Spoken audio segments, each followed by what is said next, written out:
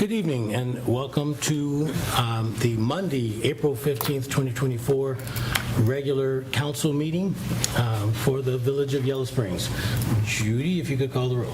All right, Stokes. I am here. DeVore Leonard. Here. Brown. Here. Hausch. Here. Gustafson will be just a couple of minutes late. Also present is Village Manager Johnny Burns, Solicitor Amy Blankenship, and Planning and Zoning Administrator Meg Leatherman. All right. Looks like we're going to start with a swearing in. All righty.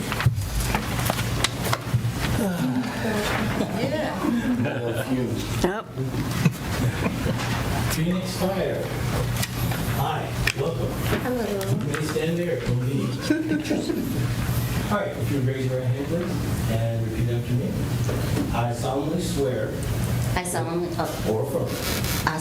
swear or affirm Monday, we swear to you that I will support the Constitution that I will support the Constitution and will obey the laws of the United States and will obey the laws of the United States and of the state of Ohio, and of the state of Ohio, that I will, in all respects, that I will in all respects observe the provisions of the Charter observe the provisions of the Charter and ordinances of the Village of Yellow Springs, and ordinances of the Village of Yellow Springs, and will faithfully discharge the duties and will faithfully discharge the duties of the office of Public Arts and Culture Commission. Indeed. Congratulations. Thank you. Thank you. All right, Kevin, let's get a good picture of you in Phoenix. Without that mic and the... Oh, without the mic? Couldn't get you guys. All right. Aw, nice. Cool. Welcome. Thank you. All righty. Waiver. All right, announcements. Do we have announcements? I think we got a few. I'll start with a couple of the more mundane. We did get our capital budget requests in, and I want to thank Judy, Samantha, Johnny, and other folks on the team. This is our last crack with Senator Hackett, so we will see what happens with that. But we've got some good asks around the pool, around public safety, and around housing readiness. I also wanted to mention that if people haven't seen it yet, the Yellow Springs Schools, in collaboration with the Active Transportation Advisory Committee, are trying to get a bike bus initiative together. So basically that's a way to, kind of, instead of a bus picking up kids, it's adults picking up kids on their bikes to get to school. And there's going to be a meeting this Wednesday at 8 a.m. at Mills Lawn for anyone that might want to volunteer. So that's the 17th, and it's going to start the following Wednesday, the 24th. They've got 4 weeks planned for that. And wanted to highlight that we are dedicating Mary M. McQueen's Bench on April 27th at 9 a.m. and that's going to kick off the Glass Farm Workday. So that should be a fun event. We're getting some music. I think we got a ribbon getting cut and a few other things going on. So welcome folks to join that. And then, Carmen, do you want to talk about Earth Week? Or do you want me to? Yeah. Okay. So I think everyone knows this upcoming Sunday, the 21st, is going to be our Yellow Springs Earth Day event right here in the back and where the farmers market is normally located. A lot of great things happening this entire week. So if you haven't seen the flyer, which I believe was designed by Riley Dixon right here, looks beautiful. A lot of things happening this week around various workshops, figuring out native plantings. I love this idea of this Saturday, the Pink Moon Walk. So if you haven't heard about the pink moon, that's the first full moon in April, right after the equinox. So pretty cool. Also, there's going to be some celebrating going on during Arbor Day, which is April 26th, so the following Friday. And then we gear right up into celebrate Trails Day and a variety of other activities. So, been a lot of work done. If you haven't driven an electric car before, Drive Electric Dayton is going to be here. Carmen's got some great crafts, so you can get rid of the kid for a little while and drive the car around and check that out, right? And we've also got some great food trucks. I know Brother Bear's going to be there, Strava Brava, and Youngs, and Live music by the Corn Drinkers. oh gosh, the Corn Drinkers. So there you go. Everyone's got to come for that. Yeah, they're awesome. They're really good. Anything else on that? Okay. And then on a less happy but celebratory note, we've had some major losses recently. It was Diane Fobert has passed a little while ago, but there was a really amazing celebration of life for her on Saturday. It was really nice to just be reminded about how she embodied that welcoming spirit. Several folks from a variety of cultures talked about how when they first came to the village, Diane was there to welcome them. We also lost Bob Baldwin, and Bob Baldwin, I think a lot because when I first was on council, we used to have a full room and usual suspects coming to every meeting, really kind of providing feedback to council. I remember Bob told us early on that he was not, the time limits for him did not count, as Judy can recall, and he was really on top of what was going on at the village. If you ever owned or rented a property from Bob, you probably saw him out there mowing the grass and shoveling snow and whatnot.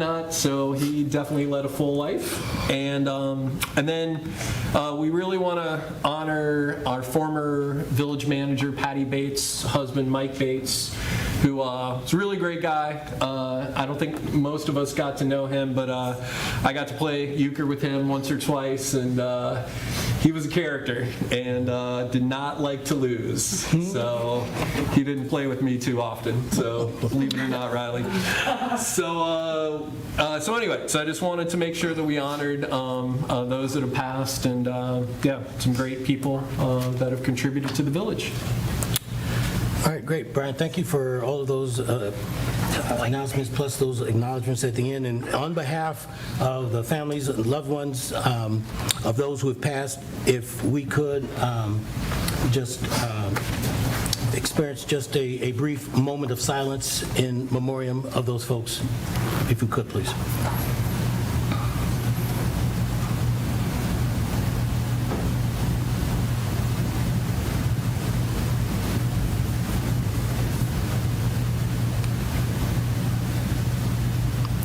Thank you very much for that. And again, thanks, Brian, for those acknowledgments.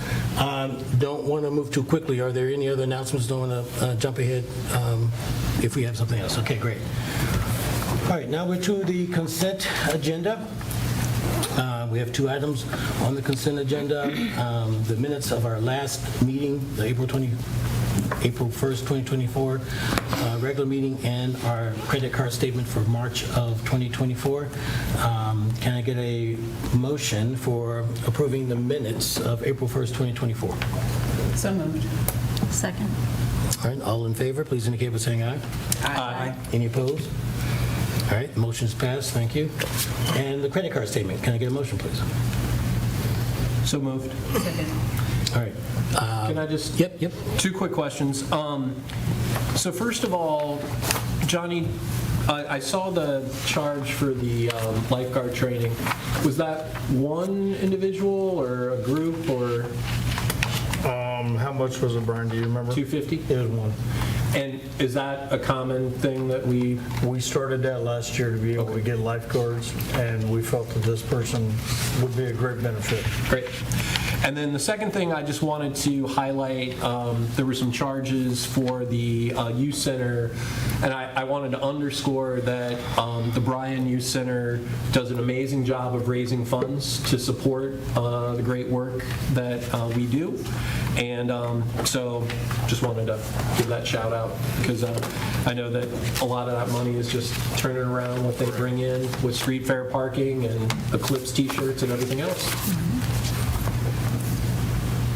All right, any other comments, questions about the credit card statement? All right, there's been a motion and a second. All in favor, please indicate by saying aye. Aye. Any opposed? All right, hearing none, the motion's passed. Now we're at the review of the agenda. It's where we have an opportunity to consider what is on the agenda, if there's anything that ought to be removed from said agenda, anything that should be offered under consideration for adding to the agenda. Anything on the review of the agenda? All right, seeing nothing, we're moving on to petitions and communications. Gavin, if you would, please.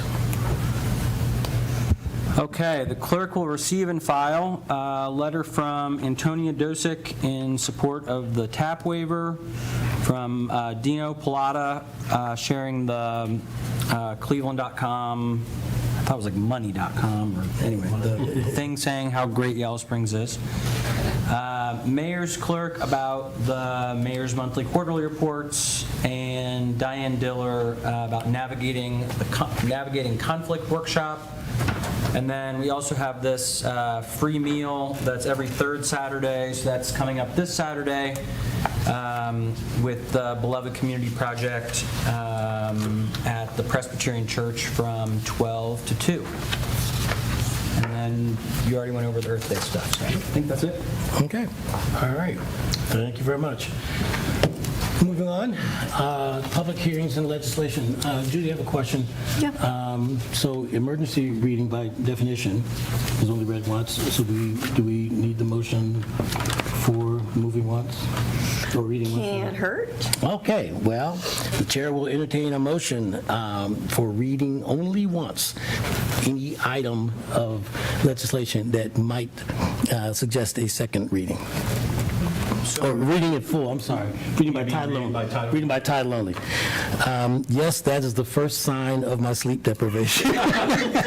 So moved. Second. So we're reading, thank you. We have a motion and a second. All in favor, please indicate by saying aye. Aye. Thanks. So we're reading by title only any of the legislation that I alluded to in my previous comment. Alrighty. That being said, we are to the emergency reading of Ordinance 2024-03. Judy, if you could indeed read that by title only. I will indeed. This is repealing and replacing Section 252.01 Personnel Classification of the Codified Ordinances of the Village of Yellow Springs, Ohio, in order to transition public works superintendents to non-exempt status and declaring an emergency. All right, can I get a motion? So moved. Second. All right, Amy, you are before us. Thank you. Good evening. There was a memo in your packet. It was, thanks to Brian's eagle eye for noticing this earlier today, the subject line of that memo is incorrect. It's been corrected, and you have a new version in front of you, and the online version has been corrected as well. So what we're doing here is removing the three superintendents in the Public Works Department. We're requesting council approve an ordinance to remove these three superintendents to reclassify them from non-exempt to exempt employees. And as I stated in the memo, this is basically a duties test to determine whether or not an employee should be exempt or non-exempt. Exempt, you do not receive overtime, you're a salaried employee. Non-exempt, you're an hourly employee receiving overtime. And the responsibilities for these three superintendents are pretty hefty. They are managerial roles, they manage teams of people, they have independent judgment that they exercise on a daily basis. And we keep bumping up against, a couple times now in the last year and a half, we're bumping up against that wage scale, which is topping out the pay that these employees can receive for jobs that have pretty high responsibilities and licensing requirements. comments. And so we've talked about this recently with Ben Sparks taking on a lot more additional responsibilities. Johnny and I had said, well, it's probably time to start looking at reclassifying that position. Well, then we had the conversation a couple weeks ago whenever all this came to fruition for another one of our superintendents, and Johnny can speak more to that about how that came about. But when we had a conversation about his responsibilities as well, plus there's a third one, I don't have it in front of me, but you've got it listed in your memo. There are 3 titles, the 3 superintendents in public works. It makes sense to reclassify all of them and will take them off of the wage scale that's in our section 252 of the ordinances and allow them to be paid salary, and they'll no longer accrue overtime. All 3 employees that are in these positions understand this change, and they know that it's coming before council tonight. So I'm happy to answer any questions you might have, and like I say, Johnny's got a little bit more background on the facts if you want more info on these 3 positions. We have questions for Solicitor, and Johnny, did you want to weigh in? Actually, there's only 2 right now. The streets is a full Oh, one. right. Sorry about that. Yes. Yeah. There are indeed 3 positions. There are only 2 of 3, them are filled. but only 2 are 2 of them filled. are- Yes, right. Correct. Only Right. 2, as the health insurance people would say, only 2 belly buttons in the spots, right? Yeah. I love it. Any other questions? All right. Well, thank you. Thank you. All righty. As we alluded to, this is an emergency reading. And if there's no other discussion, Judy, if you could call the roll. You would open that public hearing just for a moment. Man, that's strike 2. It's okay. Full box. Yeah, I'm sorry. So the public hearing is open for this ordinance. Do you need comments, concerns, questions from the public and/or council? All righty. Seeing no activity, thank you, Judy. The public hearing is closed, and now, if you could call the roll. All right, DeVore Leonard. Yes? Hausch. Yes. Brown. Yes. Gustafson. Yes. Stokes. Yes. Thank you. Please be patient with me. I will continue to move on. All right. Reading of ordinance 2024-04. Judy, if you could do that by title only. This is repealing Chapter 1264, off-street parking and loading of the Codified Ordinances of the Village of Yellow Springs, Ohio, and enacting new Chapter 1264, off-street parking. All right. Can I get a motion? So moved. Second? All right. With John. With John. All right. Hi, Meg Leatherman, Planning and Zoning Administrator. This is an amendment that has been put before you by the Planning Commission. I'm just going to give a little overview of background of the work that's been done to create it, and then turn it back over to you guys.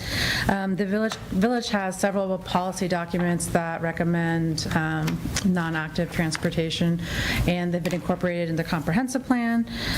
So the Planning Commission in their August meeting basically suggested and thought that we could incorporate some mechanism to help support non-active transportation.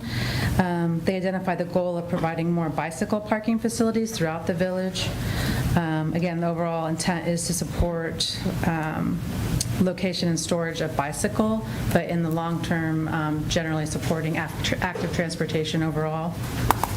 There's a couple of policy documents that identified gaps in where we provide non-motorized services, and one of them was bicycle parking. In September, the Planning Commission directed me to work with the Planning Commission member Gary Zaremski, who's here tonight. I think he might speak to this, but to prepare a code amendment to require installation of bicycle parking spaces for new construction activities. We further refined that through the amendment and a couple other Planning Commission meetings to mean whenever there's a conditional use for a development, these bicycle parking spaces will be required. But they also incorporated a waiver language that will be heard by the Planning Commission through at the same time as a conditional use is submitted and we require the bicycle parking. They can also request a waiver. And we got that reviewed. The waiver language was prepared by Amy, and the amendment has been prepared by Amy as well. So I prepared the staff report that outlines the required code language for amendments. And I guess I will say that the Planning Commission held the official public hearing on March 14th, 2024, and voted 4-1 to approve the amendment. There was one dissenting opinion, Commissioner Green. But Planning Commission generally supported it overall, with expansion of waiver language, which have been recrafted and included in this amendment tonight. No other changes have been made from the Planning Commission version to tonight besides that waiver language. And I guess with that, I'll just go ahead and stand for any questions. All right, council, do you have any questions, comments, concerns? I guess I have a few. So, first of all, just like a minor comment, but I noticed on the table, half of the entries say requirement and half say requirements. So I think we should just make it all the same so people don't think that's different. So, because I don't think it's meant to. So I think just keeping it singular is fine. So then, I had a question about section .02, and I just wanted to make sure it was purposeful following motor vehicle or bicycle parking to then, in the first couple sections, only talk about motor vehicle. Yes. Okay. Yes. And that is because? Well, the chapter initially talked to just motor vehicles, so I went back through and added in front of the heading and parking, but there's specific instances where it's only applicable to motor vehicle. So bicycle parking might not be triggered by those changes? Right. Okay, cool. And then, I just wanted to make sure that was intentional. And then the second thing is that new clause that you mentioned in your memo that was added, that Planning Commission can also just kind of, if something seems out of whack, would those come back to council or not? No. If that was invoked? No, that wasn't how it was drafted. The plan was that if someone does a conditional use day, you always have to do a site plan with that, and so then they'll identify during that application process that goes to Planning Commission if they want a waiver or not. If they wanted a waiver, then Planning Commission would, kind of weigh the pros and cons and decide if they wanted to allow it, and then that would be the final decision. Okay.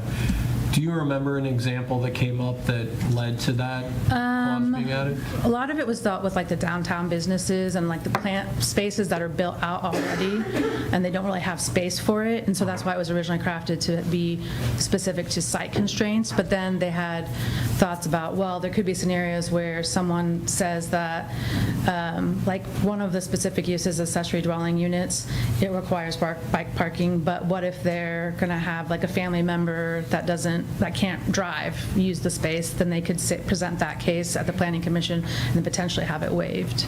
Okay. All right, thanks. Yeah. What are the fees associated with the waiver?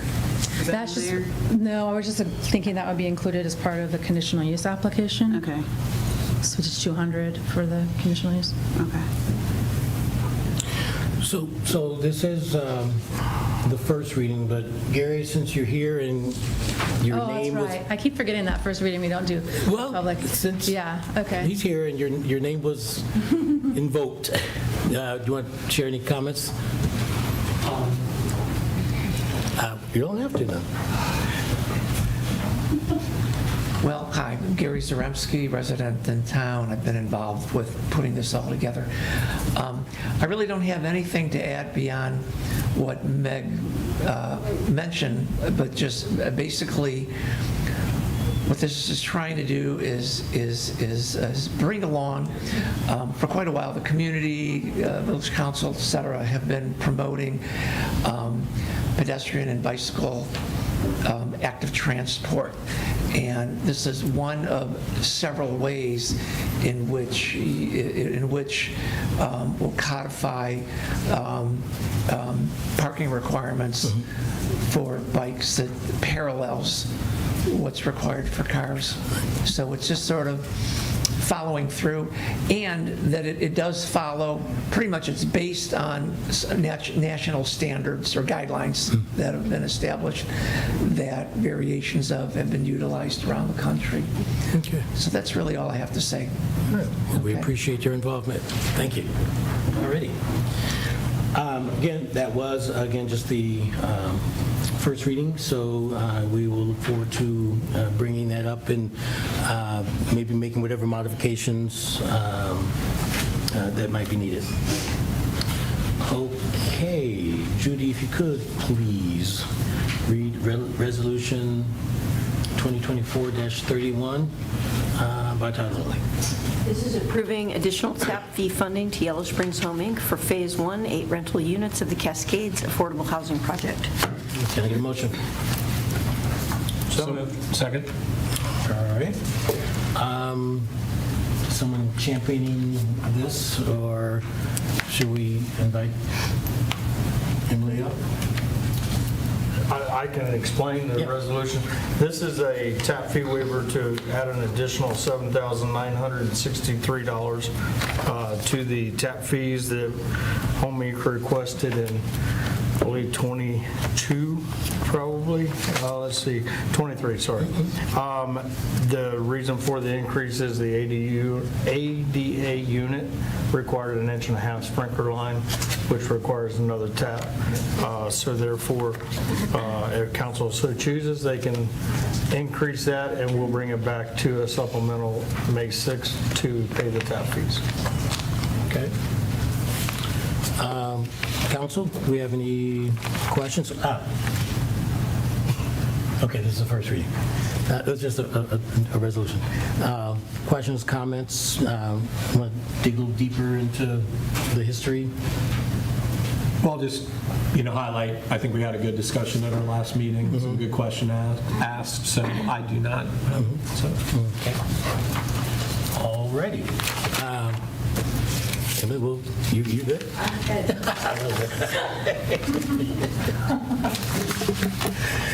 All righty, great. All righty, so we've, to Brian's point, we have talked about this, and we've known about this for a while. So, Judy? Oh, I do have a question, I'm sorry. Yeah. So maybe this would come out of affordable housing, is that correct? Or, As of right now, it would come out of general fund. Okay. It'd be added to the council. Council is waiving it. Okay. But we can take it out of affordable if that's where you choose to come from. I mean, if it's not going to overcomplicate things, I don't understand why we couldn't do that. Right. So do we, I don't want to get into the weeds about the Affordable Housing Fund. We don't really need to decide that now, but that certainly is a good option. But do we ever need to have a conversation about that? You would actually, because that's a different animal than pulling it out of the general fund. If you were to bring it out of the Affordable Housing Fund, it would not need to be added to the supplemental. Correct. So it would be you'd need the resolution, of course, but you would not need to add it to the supplemental. So the other 50,000 is already budgeted for? It is not. We did not put in 50,000 this year in the budget. Okay. So So we're going to have to pull we had to bring 58,000. Yeah. Correct. Right. Yes, that's what I'm saying. We have to change the resolution to say Affordable Housing Fund, if that is what you want.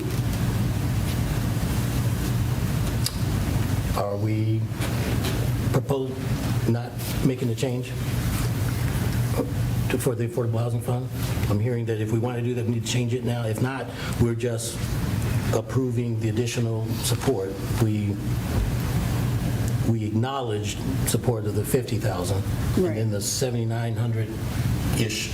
7963. $7,963 is a... I guess my question is, maybe and why wouldn't it come out of the Affordable Housing Fund? That's a great question. This would be the first year that the Affordable Housing Fund has had money up front and budgeted. So we've always taken it from the general fund as Sure. a supplemental. So How much is in it now? 100,000.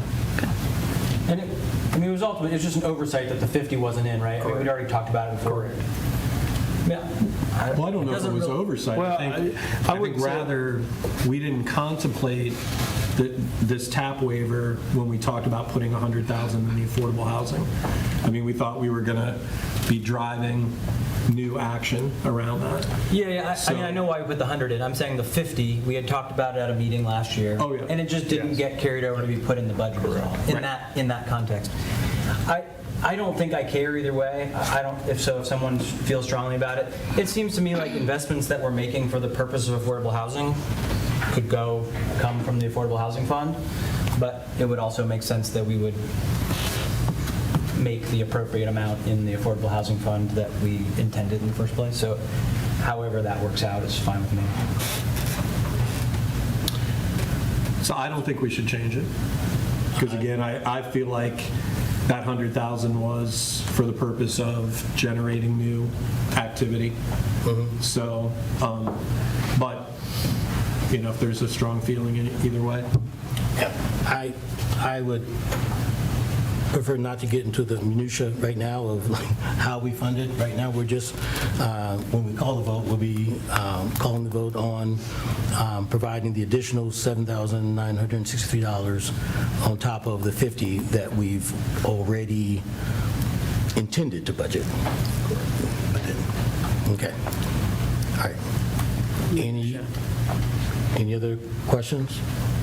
Okay. Judy, if you could call the vote. DeVore Leonard. Yes? Brown. Yes. Gustafson. Yes. Hausch. Yes? Stokes. Yes. Thank you. All righty.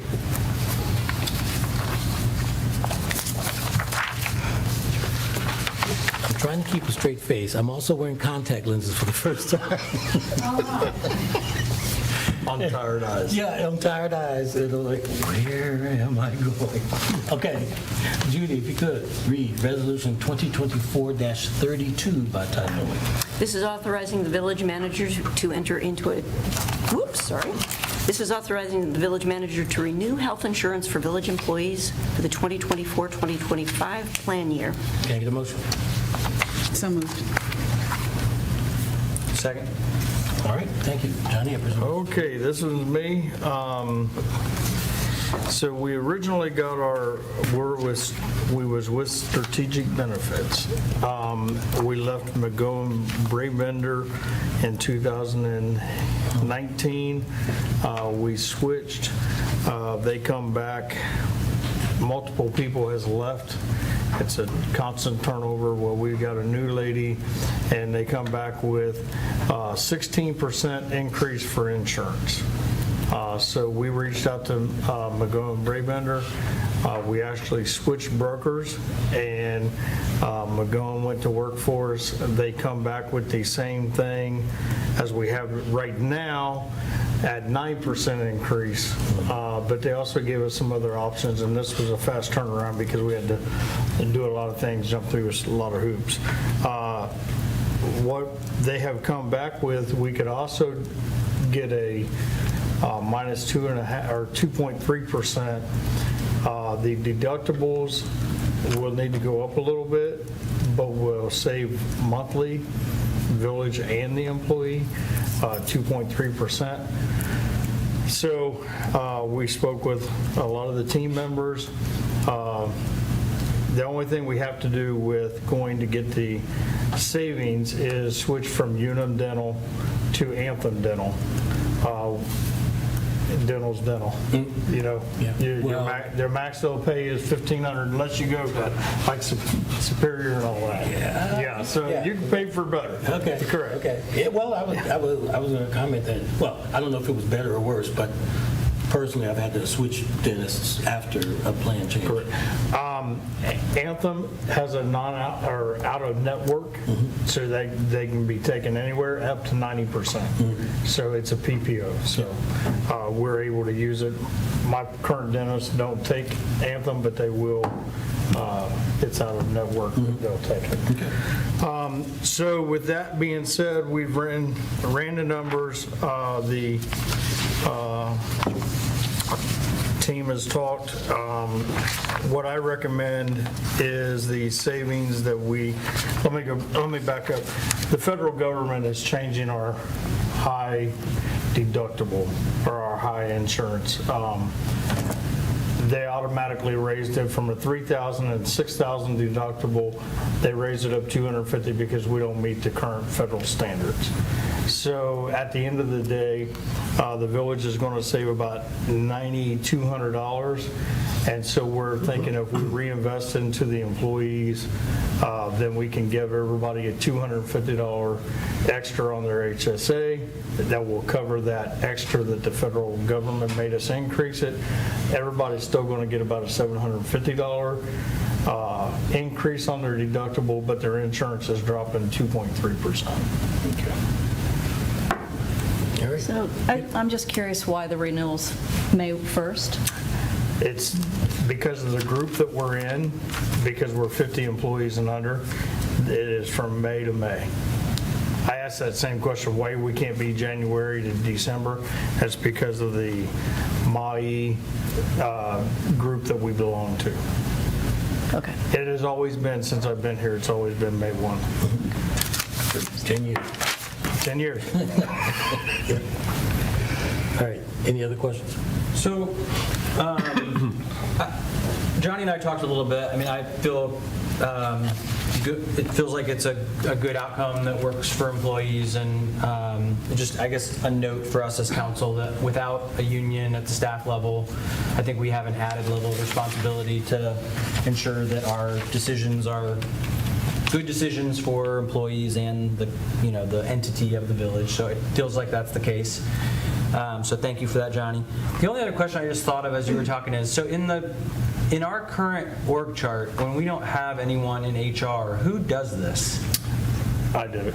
Okay. Myself and Michelle Robertson.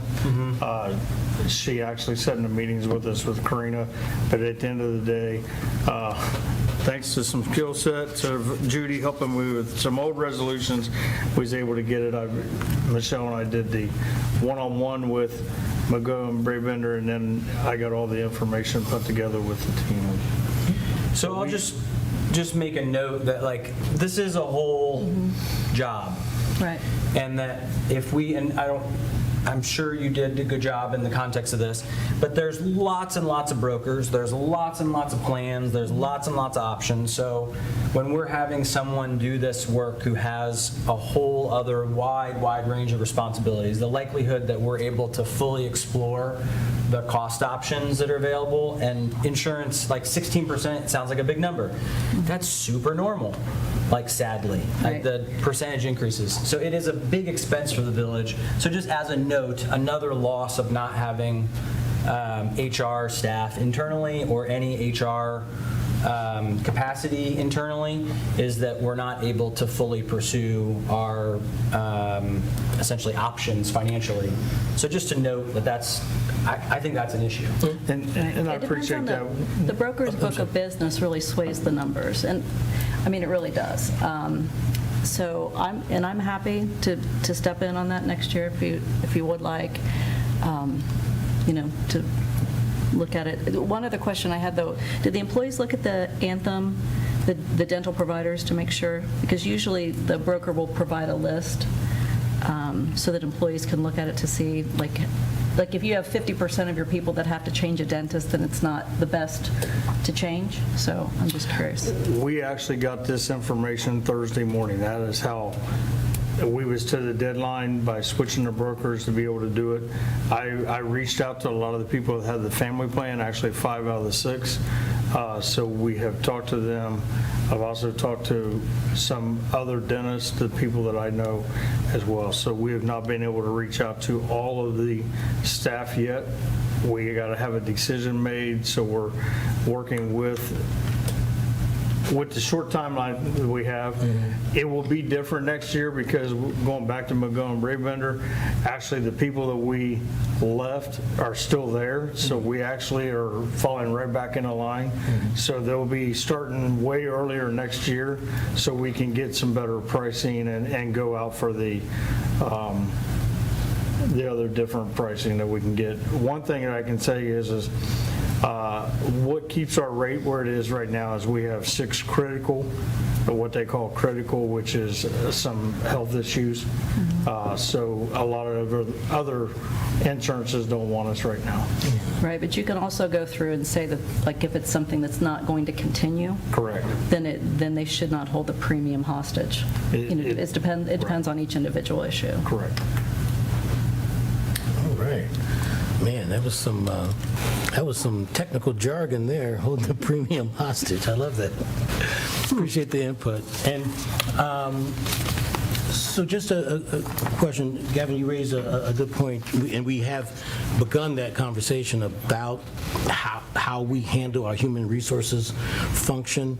And there's also been talk about updating the personnel policy manual. Are those related at all? Is there some overlap between those two efforts? There's a little overlap. Right now, Amy is working with us to get started on the employee. And we do have somebody internal that helps out with a little bit of HR, but not to the big picture. So, I mean, would it be fair to say that the main overlap is that if we had an HR professional, they would probably be a lead on both of those projects, but since we don't have an HR professional, we have people that are doing both those things that are not HR professionals? Yep. So that's it's another one of those, like, can we get it done? Yeah, but it also, it's a question of, at some point, we're asking one person to be a jack of so many trades that we can't reasonably expect them to be really good at every single one of those things. And there are impacts then financially. Okay. So that issue would take on a life of its own at some point. Regarding resolution authorizing the village manager to renew health insurance for the village. Judy, if you could call the vote. Brown. Yes.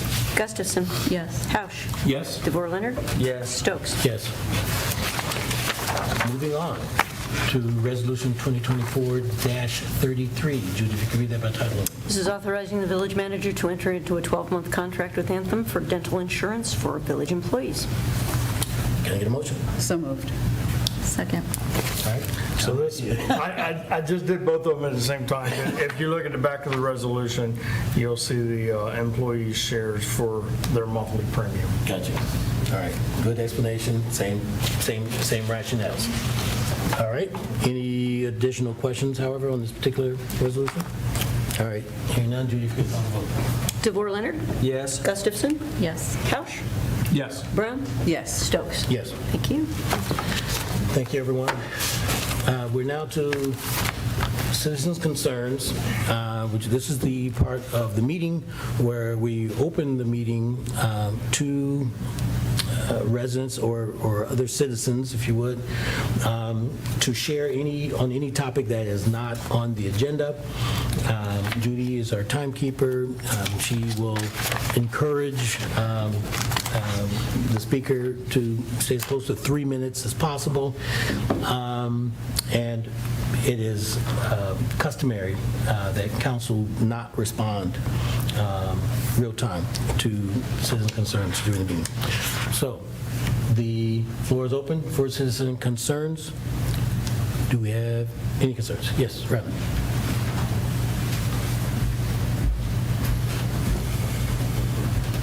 Hi, my name's Riley. Work for the Yellow Springs News. You say it's not customary for council to respond to questions, but I'm going to shoot my shot anyway.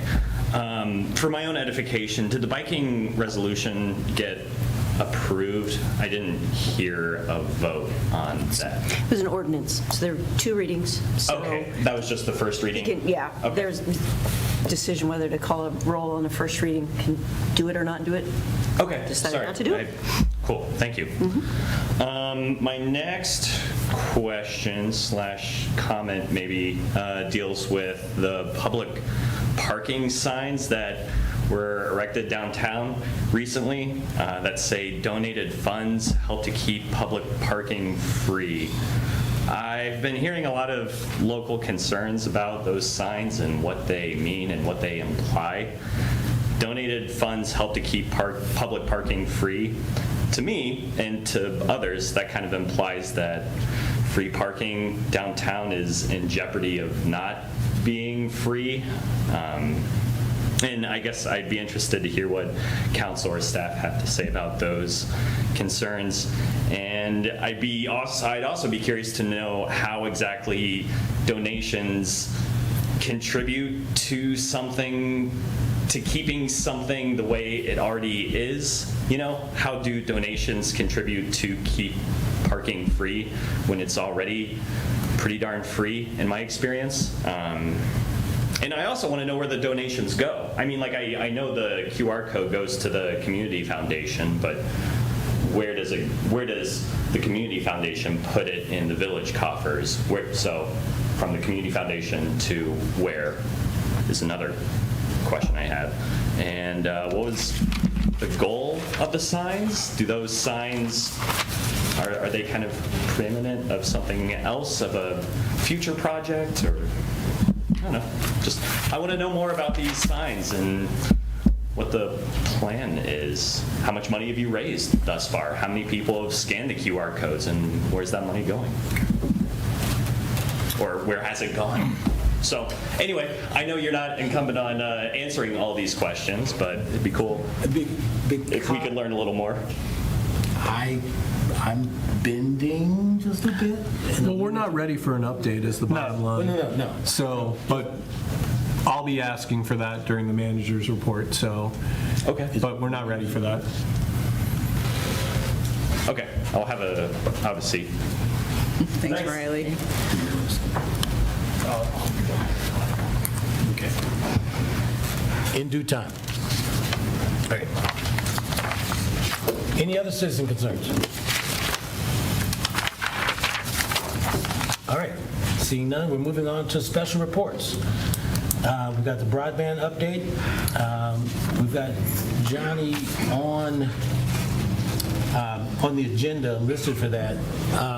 But Brian, would you mind shepherding that discussion? Yeah, so there's a pretty detailed memo in the packet that highlights, based on the many meetings that we've had, and I want to thank Johnny's really picked it up since Josue moved on. Kevin and I have been involved. We've got the SpringsNet group, and we've been talking to a lot of other folks about how do we, I think, ultimately get to where we want to get, which is that everyone can access high-speed fiber to the home and for a good price. So I think the most important thing to highlight, and Kevin and Johnny, if you have different thoughts, is based on our discussions with Alta Fiber, who was contracted by Greene County to build fiber out, especially in more rural areas, that based on the feedback we've gotten, it makes sense for us to work with them as one option, and the memo highlights other potential options, which include continue to try to seek grant funding to build out our own network, which includes working with smaller providers. But I think the bottom line is we are not generating enough funds that we're able to build it out, beyond the pilot program that we got grant funding for. So there's one decision item that's highlighted in that memo, which is if we do agree that we want to continue to work with Alta Fiber, a standard practice is a non-disclosure agreement, and we, of course, thought that that was important for council to understand and agree that that was appropriate for our village manager to sign. Otherwise, we've still got some other work on the other options before we can really have that work session that we've talked about. So that's what I've got. So I don't know what. Yep. And I'll just follow on. Thank you, Brian. That was great. The memo is very comprehensive. Certainly, so the council council members who haven't worked on this, if you have questions, certainly now would be a good time to raise those questions. I just wanted to say something about, excuse me, the first paragraph, when it talks about the pilot has physically touched 150 homes, but the phrase said it could support 600 homes. That's effectively, I'll just use an example. Here's a block in the neighborhood with 5 houses on it. House 1 is connected, part of the pilot. House 5 is connected, part of the pilot. The fiber backbone that goes from house 1 to 5, as it passes each of those other houses, there is a connection in place that would allow those additional houses to be connected. So that's where we have an actual physical connection where folks have signed up of 150 as part of the pilot. And then in the process of getting to where we are on the pilot, we have passed a total of 600 homes that we could very easily connect to, depending on the circumstances. I mean, if we expand the pilot, we can talk about that. But the fact of the matter is, we've done a great deal of work to get to where we are. And the point that Brian alluded to, regardless of where the money comes from, we are in Greene County. And Greene County has offered a large sum of money to their contractor to be able to provide fiber to the home, to a number of homes in the county. What the memo goes on to say is that the Village of Yellow Springs is in a good place right now. I felt like I had a bit of an accent when I said that. But the village is in a good place right now because the fact that we own so many of our poles, whether we are utility poles, whether we own all of them or not is less important, but we own enough of them to where Alta Fiber could begin working in the village almost immediately. Correct. Part of the holdup is other communities that they are responsible for serving. In those communities, the poles belong primarily to AES. Correct. Yep. So access to the poles has not been as, it's been a bit of a hurdle in some of those other communities, and less so here.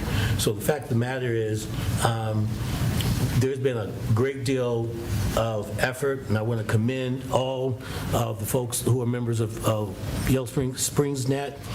They've done a great bunch of work to get us to where we are, but moving forward at the rate we're going, it will be more of a slow process, and allowing Alta Fiber to do their job of coming in and building out our backbone, we would benefit from that almost immediately. So it is a good thing, in my opinion, to move forward. Again, want to commend colleagues Brian and Johnny for this memo, because it is, in my opinion, very, very comprehensive and complete. And with that, I would open the floor for any questions from anyone in the room, council included. Okay, no questions. As Brian alluded to move forward from this juncture, what we're being asked to do is sign a non-disclosure agreement. And Johnny would be, I presume, the primary signatory on that. And Johnny needs direction from council. So the question on the floor, or the question on the dais is council in favor with authorizing Johnny to move forward with this NDA agreement, which is just one small step in the process? Hearing no objections, I will take that as, affirmation by acclamation. So verily, go forth. Johnny, please, with the NDA, please let us know if you need anything else from us in the meantime. Okay, great. All right. And I guess I'll just, reemphasize that we still want to have that work session as soon as we can get some of these other details together, because there's some stuff to figure out. When are you thinking that would be? 2 months, probably. So that's, since you brought up, that's the only thing I wasn't clear on in the end of the memo. So what would the work session be about? These other options, Again, do we want to entertain going after a bond to build out a municipal network? Oh, that's right, the bond thing. Right, so there's that. That's the big one, right? And yeah, that's the big one. And then, so we want the data on that. And then some of these more local providers who might be able to use our network so that we can monetize that. Those would be the main things. That's right, thank you. Yep. Okay. All right. Any other questions, comments on this particular item? All right. Hearing none, we're moving on. Thank you for your support, colleagues, and thank you, Johnny, for taking the lead that you have on the project. Well, it reminds me, Johnny, if you want to say your words, we want to do things that are For the village. There we go. That's a profound phrase for the village. All righty. Moving on. Again, Johnny, you have the floor. We're at our manager's report. Okay, Meg gave an update on economic development and housing. I believe right now there's 18 permitted in Springs Meadow. There is actually, I think, 2 under roof, 4 other ones out of the ground being built. The transformers, I'll skip ahead. The transformers, we had some major delays on them. DDC has paid the extra money for brand new ones, and so they will be delivered tomorrow. Instead of, we're supposed to get delivery of the used ones in May. They bumped it all the way to August, and they need power, so, yeah. What is the holdup on the used transformer? We've yet to understand that ourselves. So DDC sent a check to them, and we'll receive shipment of 70-something transformers tomorrow. So was out there today. The sign is up. They got the sign. It's an awesome looking sign. The guys did a fantastic job building the sign. So if you're out and about, drive by, take a look at it. Phase 2 is sewers being installed at this time. So again, the linemen are out there finishing up the power, so when the transformers are set, they can start hooking up power as well. I had talked with Denny, Powell, Paige, myself. A lot of things going on Facebook when we have bad weather, that the Bryant Center is a tornado shelter. And that is an absolute false statement. We are not a tornado shelter. We have never been, and we don't meet the qualifications for it to be a tornado shelter. If you come down here at the middle of the night, the building's going to be locked. You won't be able to get past the front foyer. So we don't want people to run down here. If you're out and about and you need to take cover, come down and you don't get in the foyer, and they'll try to get you inside. But just understand that we have probably more glass than anybody in town, and there's no room, there's no hallway that is not surrounded by glass. So just wanted to put it out there. The Ohio EPA has made their decision for the PFAS, and it is 4 parts per million, or 4 parts per trillion. I'm sorry. We don't know what that means at this point in time, but I will tell you we did get a little bit of break. They pushed out the requirements to have it under control by 2029. So we got a little bit, but hopefully technology is going to catch up, so we'll be able to figure out what we're doing. We're in the process of having all of our wells tested. There is some levels, but only one of them is shown above this. Right, it was the one well was 9 parts? It was 9 parts per trillion. And the others were under. So as Brad said, that would be like 9 drops of water in our water tower. So that's how very minute this is, but they are requiring it, so we have to do it. So that is actually the email from, I didn't want to miss anything, so that is actually the email that we received from the Ohio EPA on the PFAS. Brian, you asked for the hardness, so we put the hardness in there. It has actually went down. It was 15, now it's 14. So if you got a water softener, just set it at 14 and you should be good. Page releases today. Slinky has now been linked with his forever home. He's still here, he's still in training, but they have identified the person that he will be going to. So we have done our job, Slinky's done his job. I convinced him to try to fail, but he won't listen to me. But he will be going to a good home. He's an amazing animal. Me and my wife took him into the Glens yesterday, and he did a fantastic job. We took him for a walk and stopped and let him get petted many times. Yeah, that's cool.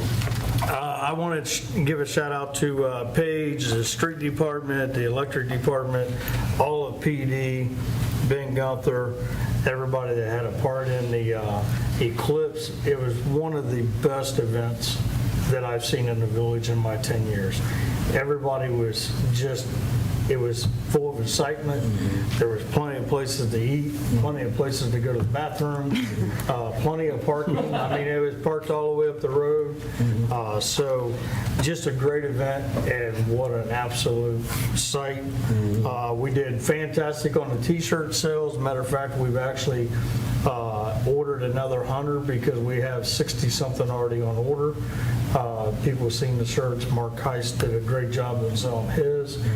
He sold out from everything he had. They was actually making them on site.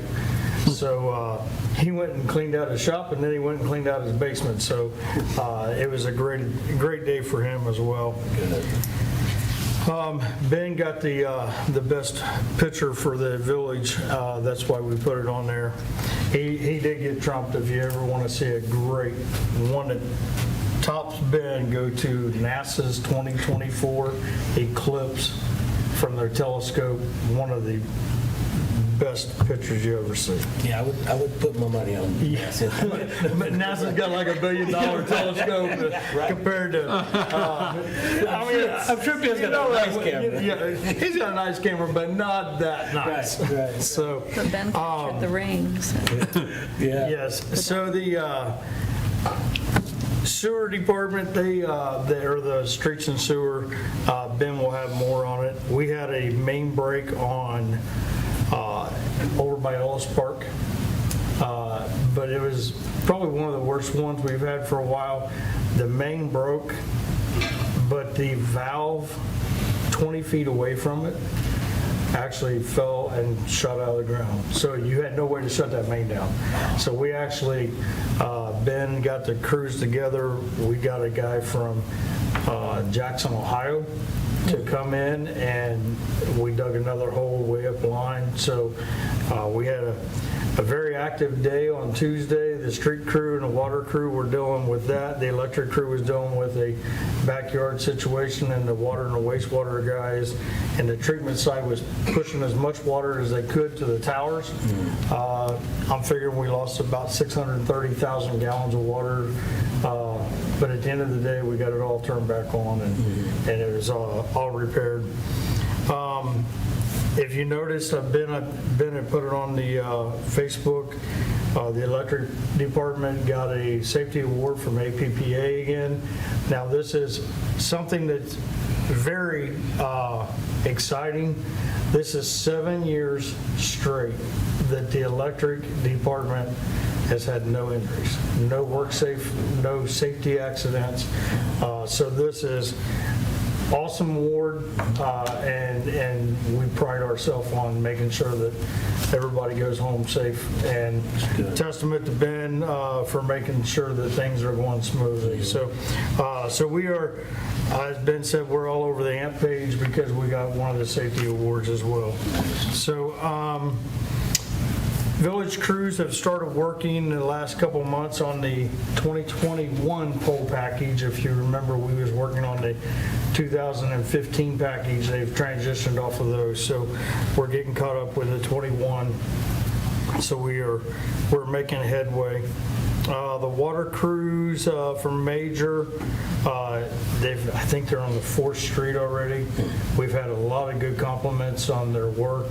You know, I went to a birthday party for Sue and, or not for Macy and Jerry yesterday, and Sue was telling me she couldn't get in her driveway, so they asked her to park across the street. She had groceries in her car, and so they carried her groceries.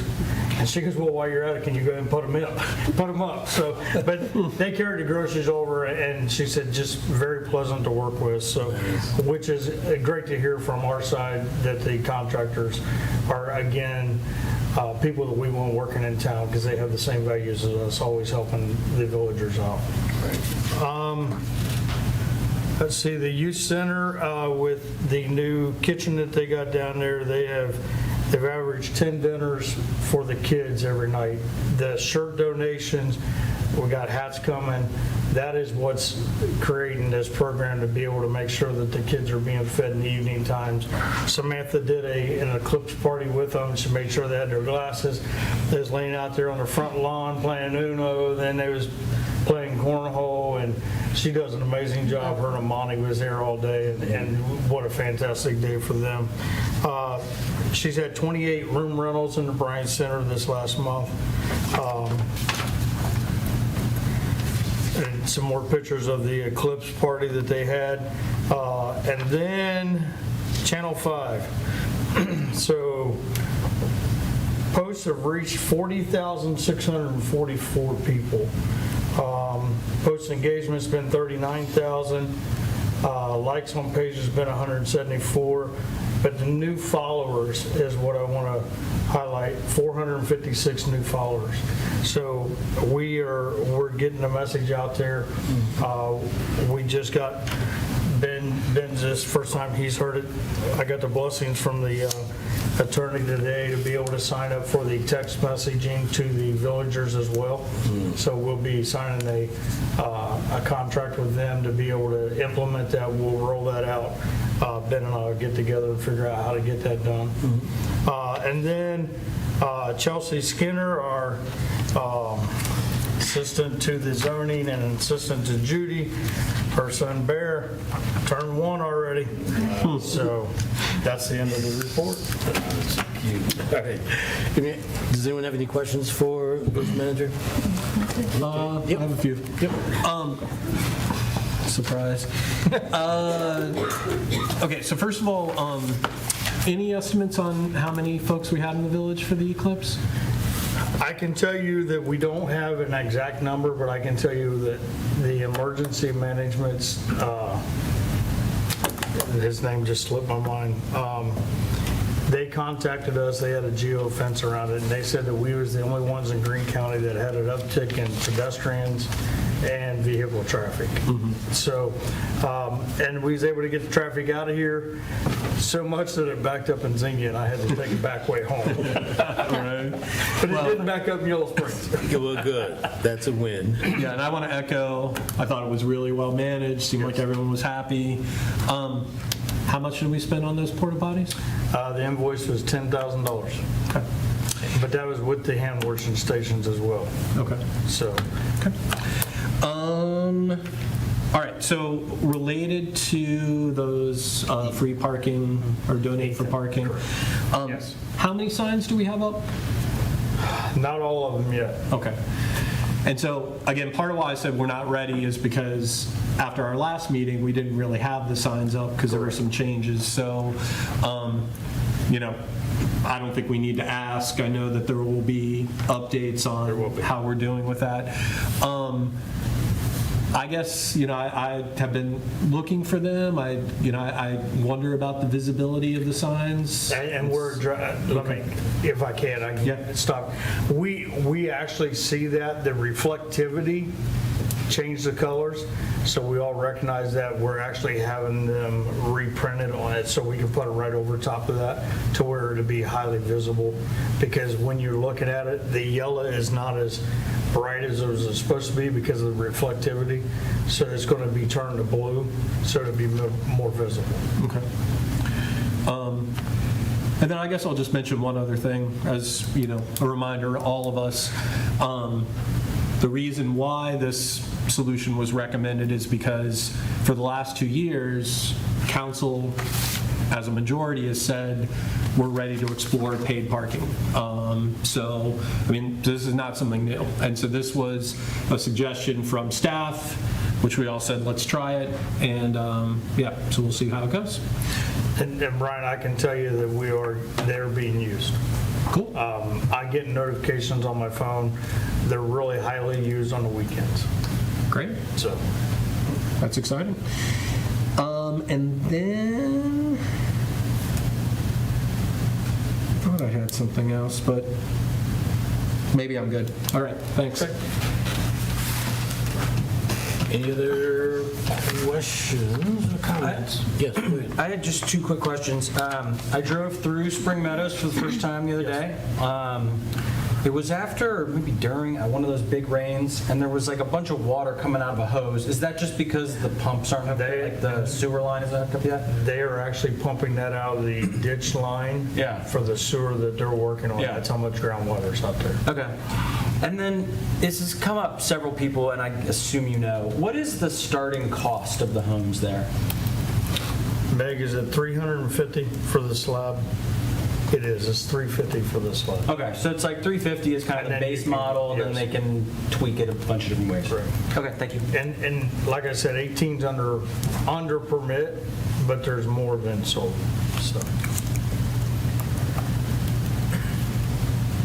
The context was the Bowen thing had come up, and we all were just acknowledging that it's Yes. how many is within the context of the 120 market rate, and then yep. just how much it costs for, anyway, thank you. All right. So we are now to old business. We have the council rules ordinance discussion. We were to some degree deliberate about taking our time with making modifications with this. We had a hearty discussion at our last meeting. That being said, I'm personally not inclined to dig in or highlight anything in particular, but I do thank you, Judy, for doing the hyperlinks in the respective places as we discussed in our last meeting. We talked about just trying to tighten up, if you will, the rules of engagement, and so this is not. It was more than just an exercise, but it is not, nor was it meant to be a heavy lift for anyone. So that being said, again, with the time we spent on it and the discussions we've had, I just want to acknowledge that we, are at a plateau or a good stopping point for moving forward with an ordinance, or to consider an ordinance. But on that note, I will open the floor and just ask council, are there additional questions or concerns about the document and its current status? It represents a previous ordinance, and the changes and the fact that we'll make changes, and Judy, correct me if I'm wrong, the fact that we've made some changes would necessitate a new ordinance, one that's sort of repealing and replacing or something of that nature. Okay. So, questions, comments, concerns? There shouldn't be much, but go ahead. I'm sorry. I'll just throw in my 2 cents just because I wasn't here last meeting. So I assume everybody saw my memo.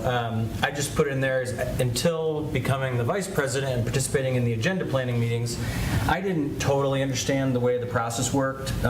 So I tried to sort of put in the details of here's the timing of when and why we need the stuff in time to be able to thoughtfully pull things together.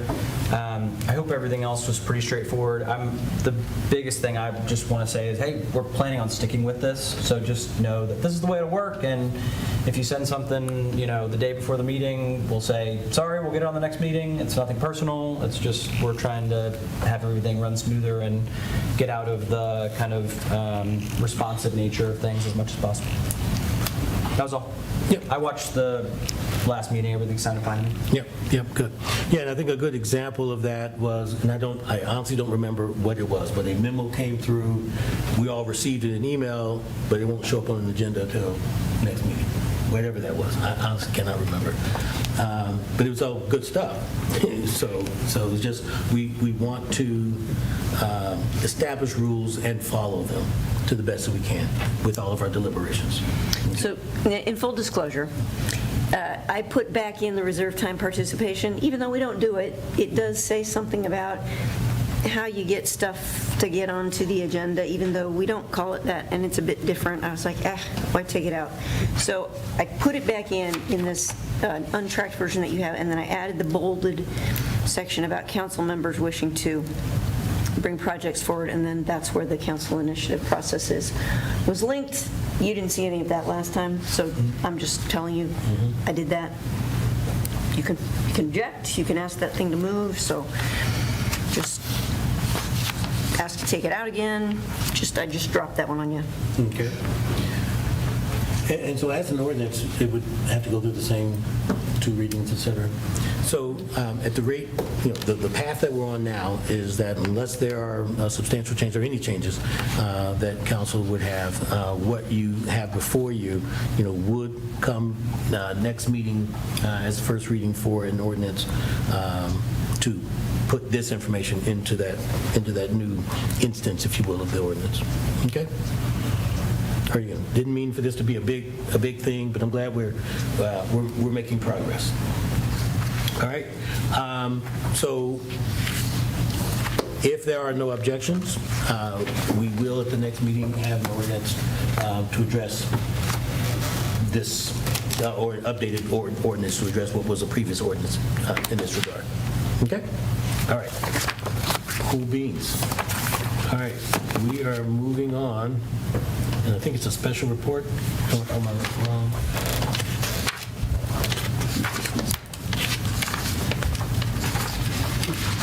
New business. New business, I'm sorry, thanks. Yes. Yes. Consideration of inclusionary zoning. Thank you, Meg, for being here, and thank you for that lovely memo that you shared with us. So, Thank you. please Yeah, so council asked that I put together a memo, an overview of inclusionary zoning, basically to decide if Planning Commission should be directed by council to review it and research and prepare a draft of something for the village to consider, because it's come up in a couple different places, mainly through Susan Stiles, who's on the Housing Committee and Planning Commission, and we were kind of going back and forth of where does this belong, and so we ended up back to council again, and so the question is, does the council support Planning Commission reviewing or preparing inclusionary zoning? And I'm using quotes because I'm going to explain that why. And so I prepared this memo, and I have kind of a recommendation of what I think would be best for the village based on my research and just my experience.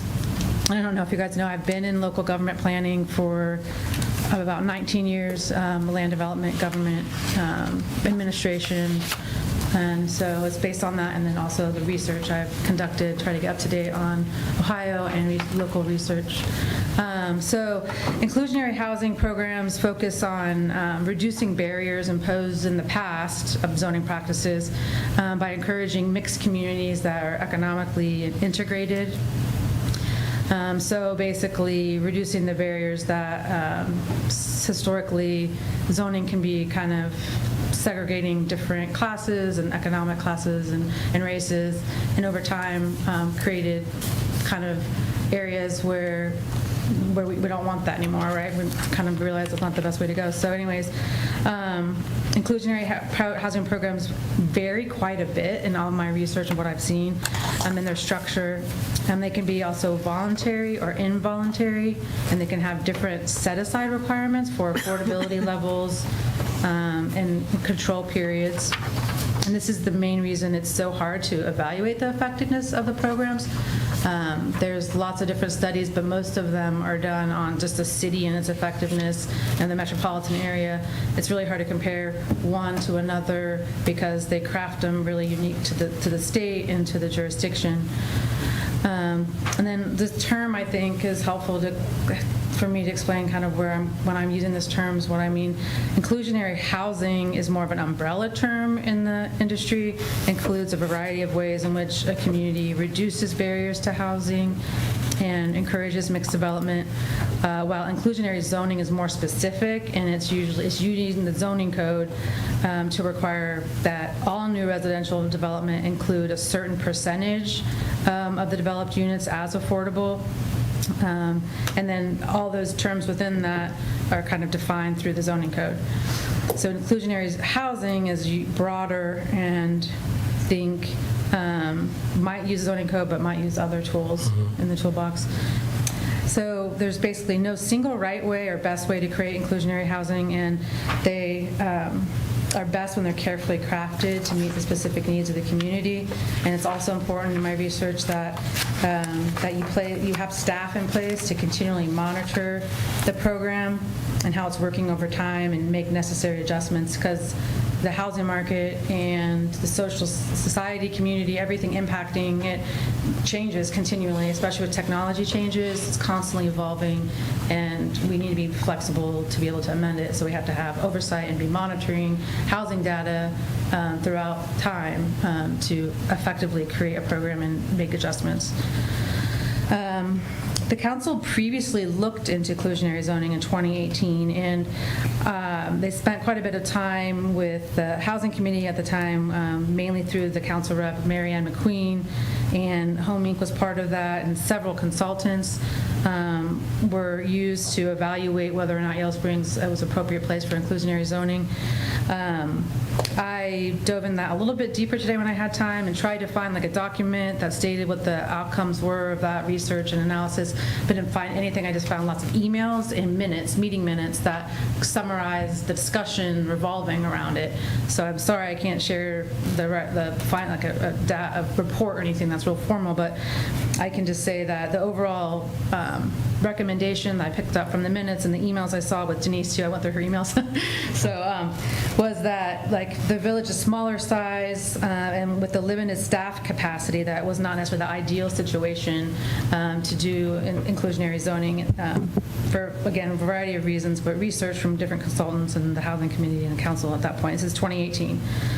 Instead, they had recommendations that were focused on allowing more options for residential products and providing more predictability and timeliness for developers, code amendments that address that, and then code amendments potentially for creating a voluntary inclusionary zoning option. So not one that's not the full, flat out, every residential development has to provide a certain number of units, but as an option with potential offsets or benefits for pursuing that option. My proposal outlined in the memo is kind of follows the same train of thought. It mainly has two components. One, that I think we should modify the plan unit development section of our code, and then secondly, modify the zoning code to expand housing options and choices. And then I'll just dive into those a little bit further here, and then should be pretty brief. So first of all, modifying the plan unit development section of our code. So right now, when developing under the plan unit development section of our zoning code, affordable housing is one of several different options that a developer can choose from to allow and have increased density and also reduce dimensional standards. And this is the only way that a developer can have higher density in the village right now. So when I say higher, beyond 14 dwelling units an acre, which is the RC zone allows up to 14 dwelling units to an acre. So potentially a developer could, rezone to RC to get 14 dwelling units an acre if it was approved. But with the PUD, that's the only option where you can go above 14 units per acre. So there's potential to modify that language so the developer has to provide affordable units when they're seeking an increase in density, instead of having like the list of like 7 different options and they can choose 3. So that's one thought. And then I also think at the same time, we should simplify the PUD process if we went down that road, because right now the PUD process requires 3 different public hearings for approval of a PUD or plan unit development, sorry. So that would simplify it, streamline it, and I wasn't aware of this. Johnny had mentioned just earlier today when I was talking about it, but that's what the Ober project did, the PUD, and they had all the different public hearings for that, and that was because the staff at the time was trying to achieve a mix of product types in the development, and that's really one of the only ways you can do it through the code right now. So potentially modifying that to also have the code to allow the mix of uses through development. And then secondly, again, just doing like kind of a review of the zoning code to make it more inclusive overall for all types of housing. And it should be, it should support support a mix of residential types versus right now where it's really heavily encouraging single-family development. So about a variety of residential types provides options for housing to a larger demographic and a larger income level as well. So right now I would say, in conclusion, I think there's ways to make our zoning code more inclusive for housing without adopting inclusionary zoning, that specific formula of for every new residential development you have to set aside a certain percentage for being affordable. I think we can do like an affordable or inclusionary housing policy, but not inclusionary zoning, because to me, I think that's going to be more restrictive we have residential development. I would say it's already quite difficult in Yellow Springs. The available land is in low supply, as you guys know, and the zoning code just makes it challenging to develop mixture of housing types. So potentially, my recommendation is to to allow, like I said, the 2 things, allow more flexibility overall. So I'll extend for any questions. Well, Meg, once again, thanks for this report. I do like, it even lands on my ear better, the inclusionary housing as opposed to inclusionary zoning, and just for the esoteric reasons, but also the meaning. Like you said, it's a larger umbrella, not this one thing. All inclusionary efforts would not necessarily be zoning specific changes. So I do like that, and I often wonder when the conversations began recently, or resumed, if you will, recently, I always wondered to myself, what could inclusionary zoning provide that the right PUD, a well-developed PUD, couldn't provide? It seems like the planned unit development process is a very powerful process, and even as it is, you're suggesting that perhaps it could be modified to get to nirvana or to a good place where some of the advocates, the folks who are advocating for inclusionary zoning, what they're envisioning perhaps could be accomplished by the right PUD. And you suggested, Meg, that there are zoning changes that would make the whole code process more inclusive. I mean, and I'm not asking you to go into details now, but you do have some particular items, some particular granular things that could be done to get to where we want to be, or where some folks would want us to be in that regard? Yeah. Okay. Yeah, I think some simpler, some harder, so depending on how we, wanted to handle it, we could work with the Planning Commission to kind of create that and refine that. Have those discussions, look into it a little bit further to see what exactly it would look like. Right. Brian, I'm going to ask you, just because you have a great memory and I don't. Back in 18, Meg was alluding that I do remember so this we're was, too small. right, so we did not engage with any consultants, so I want to be clear Maybe it was about that. Mary Ann then that just did. Yeah, so actually what happened was Pat DeWeese was part of, and this was prior to village managers housing group. There was another group that, Mary Ann took a lead on that, but it was Pat Deweese who did the research on inclusionary zoning, and she came back to council, and it's on video. She reported out that she had not found another community of our size that used inclusionary zoning. And so then that kind of relates to, Meg, the other things you said. But that was based on one person's research. And so we, absorbed that, and we didn't push forward at the time. I will say, and I think this is the case a lot of times when we use examples from strong towns, which says no parking requirements, right? They're the worst thing, you'll never develop.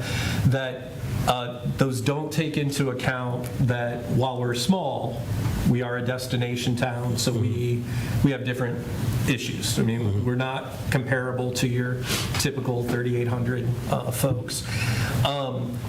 So really, it was left there in 2018. I'll just pick up on a few other thoughts I have since I've got the mic. I really appreciate the thoughtfulness of the memo. Meg, I said that to you when you came in. And in particular, whatever we call it, inclusionary, whatever, I do like the holistic approach. And I think we all saw the letter from Johanna Schultz-Herman that mentioned this is an opportunity to think about some of the environmental issues. I agree. I think this is an opportunity to think about like what the Neighbors for Neighbors have talked about. But I have two takeaways. One is that, Meg, I think you've identified enough in my mind that it's worth further exploration, whatever that looks like. And so I hope that's where we end up as a council, because I think there are lots of opportunities, and we do need to get the right fit for us. So it may not be like a percentage. But my second takeaway is that looking to the PUD to solve these issues, I think we all know that's not the solution. And if we don't, I mean, we've got recent history, but I don't think the PUD is the solution. And what resonates with me is that the harder we make things with conditional uses, with PUDs, the less likely we are to move forward with anything but single-family housing. So those are all the reasons why I hope we have Planning Commission explore this, but I think Meg's done a great job of laying some groundwork. Yeah, and I'm going to open up the floor to the rest of council as well, but I will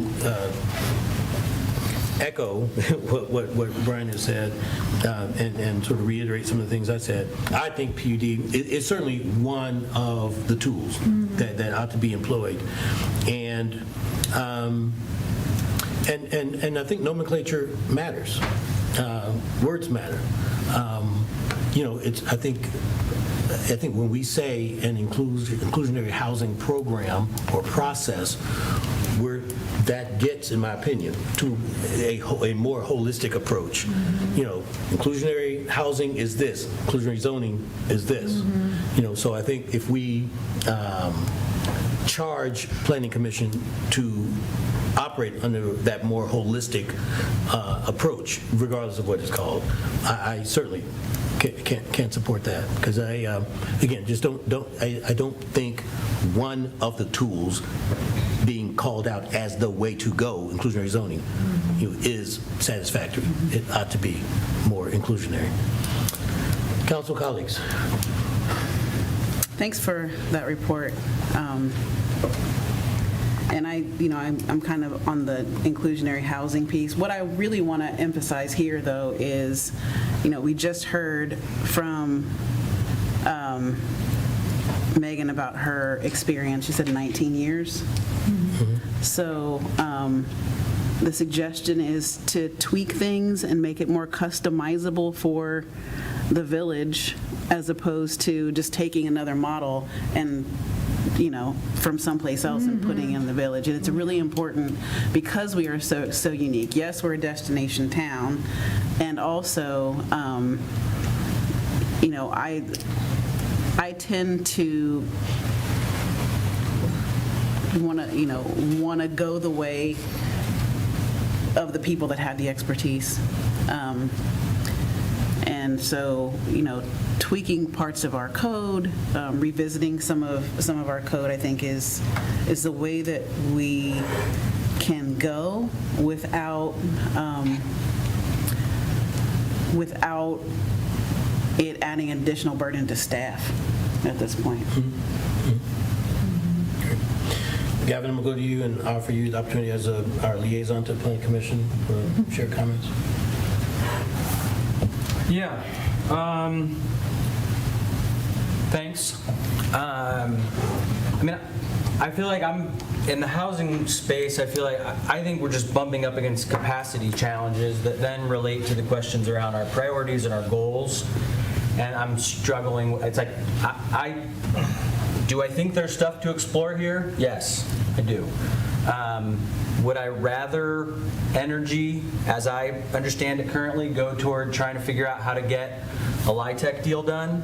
Yes. So just as one, and that we're already bumping up against, that we've had to cancel multiple housing committee meetings because we don't have the capacity currently, which is why, and we haven't even had the capacity to figure out how to get more capacity. That's the current state of things, right? So just to note that, like, that's the bigger issue for me, and I don't mean that's just the reality. And it's not anybody's fault exactly. It's just we have some work to do to figure out how do we prioritize this particular set of questions. The other stuff, so I think I tend to agree with Brian that we know what happened with Spring Meadows, right? They just decided not to go with the PUD because they could just go forward without any changes. So I think if you just did, I agree with both of you. You could do changes to the PUD, and if you don't change the actual no PUD zoning process, then you're likely just going to get single-family homes in the current formation, right? So I think it's a both and. And I guess my understanding of all of these changes around housing and zoning is that they're all very incremental.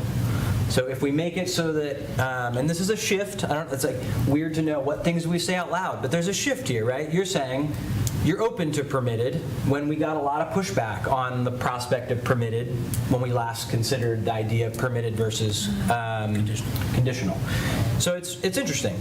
But no one thinks that if you make it permitted, that all of a sudden we're going to have 50, triplexes going up and that our affordable housing problem is going to go away, right? I think in a few of these articles that have been shared and different things, you're talking about like 2% changes over time, right? So think about the inclusionary zoning as like, would DDC have done 89 units of market and 1 unit of affordable? I bet. The question is how many where would they stop? Would they have not done the deal if they were required to do 10 units of affordable housing? And what does affordable mean in that context and for sale? And does it have restrictions of, land trust, or is it 10-year? Anyway, I say all this to say that we're talking about incremental changes on all these fronts. We're talking about incremental changes on zoning. We're talking about incremental changes on, different uses. I think we should pursue some incremental changes because we've not pursued them and we've ended up where we are. So I think we should pursue some of them. Now, which ones and how much time do we spend toward it? I don't know. I am interested in that sort of next level of review of like how much time would these things take, which ones could be done relatively easily versus which ones are, super complex. So those are some thoughts.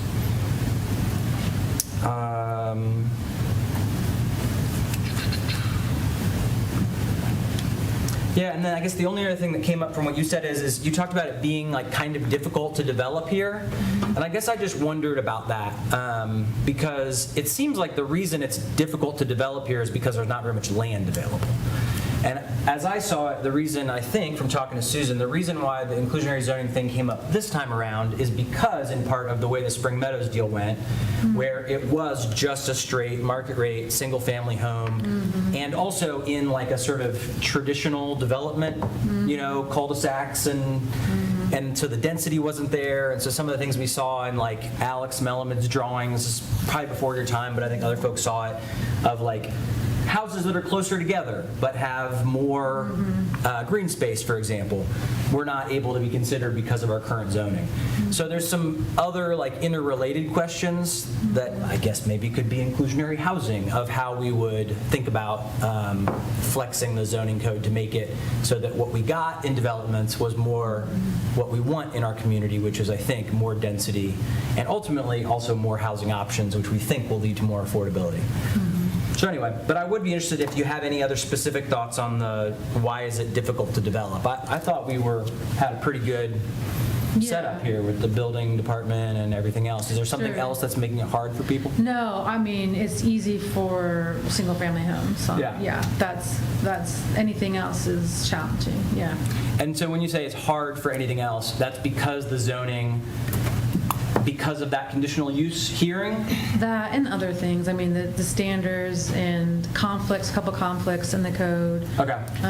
You're talking like the setbacks and things like that? Okay. Like the attached products are, the attached housing, I give that example, the attached housing being permitted outright or even a conditional use in some zones, but then they have to get variances for the setbacks. Yeah. Things like that just maybe haven't, lots of times when you make zoning codes, you do find some of these things later as you implement it, and so just kind of, some things just be cleaned up, some things would be just a couple of changes, like to make it so they don't have to get a variance, they want to do attached products, or changing from conditional or not, but changing from conditional to permitted would be a bigger deal, because in lots of instances, then we'd have to consider like creating design standards of how we wanted it to look, how much space we would want to be next to houses, or if we wanted to require common areas, and then also the utilities. That's a whole nother like piece of this, like the public services that will be impacted by permitting outright residential development.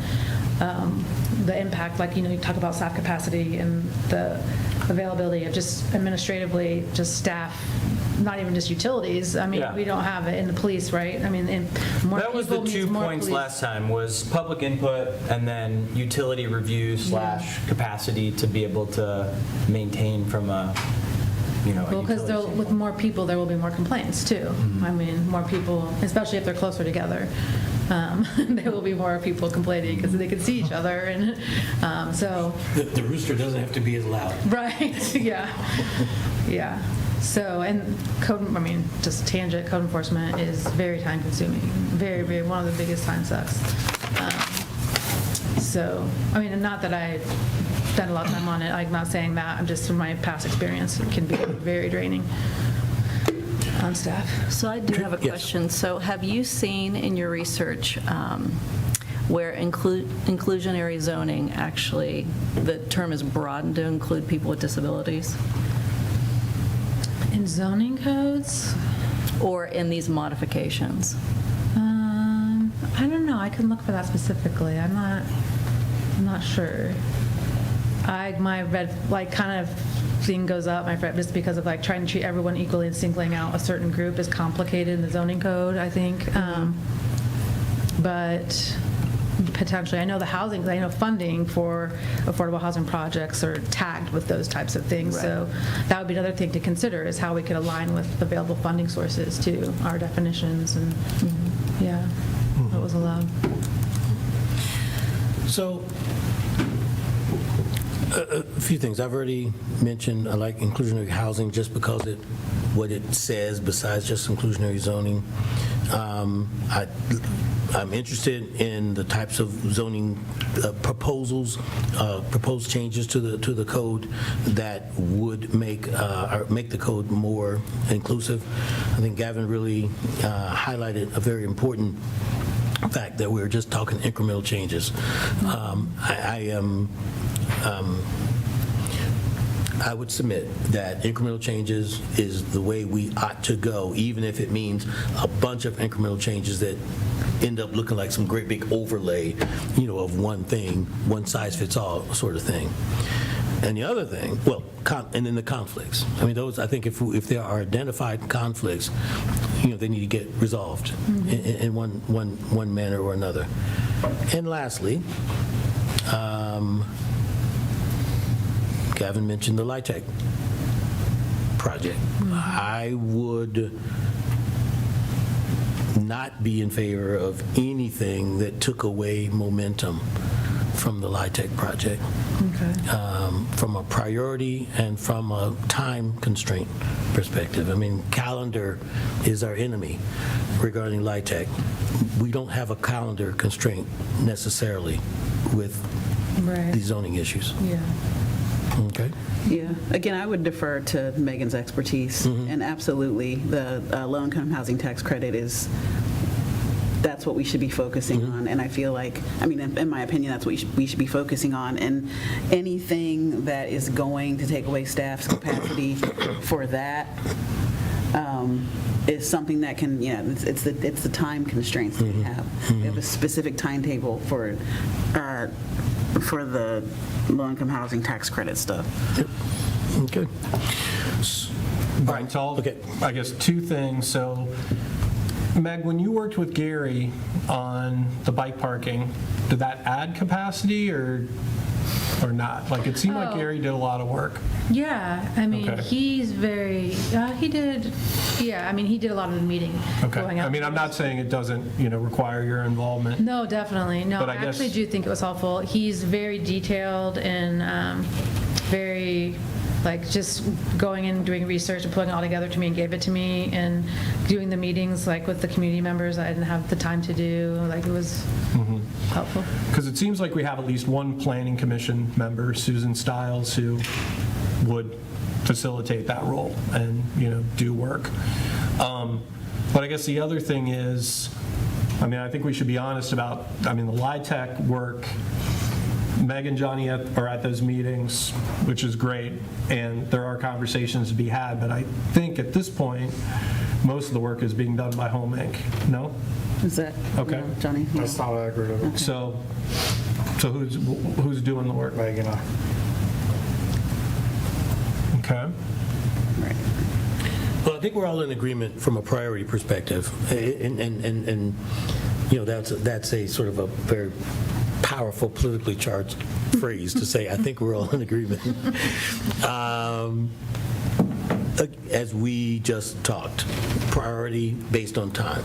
We're not talking about throwing this on the back burner, but if the primary staff and resources that we have are focused on LIHTC, I don't want to try to suggest anybody's calendar. I'm going to stop talking now.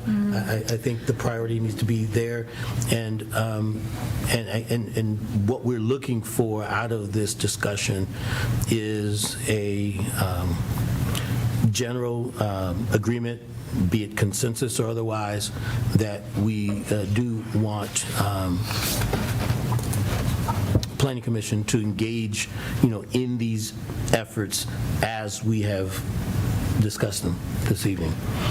Go ahead, Gavin. So I guess the caveat for me is so let's take the bike parking thing. That would be an example to me of, if I understood as somebody who's on Planning Commission, it seemed like you put a lot of time into that. Like, there was a bunch of energy that went into it. That would go in the category for me of thing that I think is a good thing to do, and also wouldn't be a priority for me based on what I'm hearing about our inability.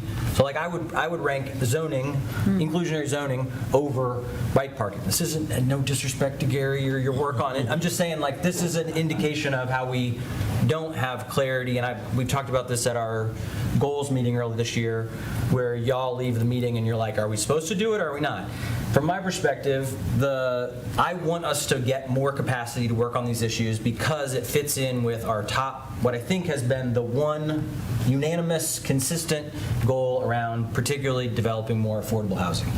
So I think this is related to that. It's trying to get to the same end goal of having a more diverse housing market that has more affordable. We agree on that? So I'm hoping we get there. That's where I'd like to see your time put. If we put it on the Planning Commission agenda, it's just going to then be a Gary-type project where it's going to go on to Meg's plate ultimately. So for me, the guidance from council, it should be, yes, we want this to be a thing we work on, but we need the capacity to work on it. What we're asking you to do is pursue building the capacity to be able to put this on a list of things that we do, but that we're not saying do it right now. Does that make sense? Yeah. Can I? Okay, shoot. I would just like to back up to our goal session. This never come up in our goal session, but what did come up in our goal session is strategic planning. to make sure that we got the staff capacity, to make sure we're heading in the right direction, to make sure that we have everything that we need to make the proper decisions. And if we can focus on strategic planning, and I'm bringing back something next council meeting, to be able to do the strategic planning, zonings don't go on.